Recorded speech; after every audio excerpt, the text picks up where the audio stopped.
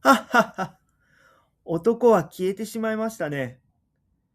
皆さん、今のお話の意味、わかりましたか？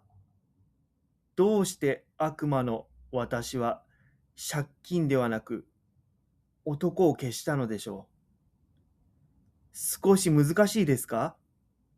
では、このお話の秘密を優しく説明してあげましょう。ふふふ、かわいそうな男ですね。彼はこう思っていました。自分、悪くない。かわいそう。借金や不運、全部これが悪い。だから私に悪いものを消してと頼みました。でも、それは間違いです。仕事がなくなったのも、お金がなくなったのも、友達がいなくなったのも、全部この男の性格や行動が原因でした。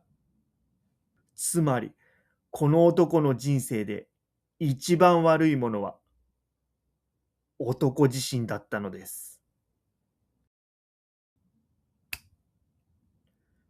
床を見てください。借金の紙が残っていますね。この紙はただの紙です。紙は悪くありません。この男が持っていたから悪いものになっていただけです。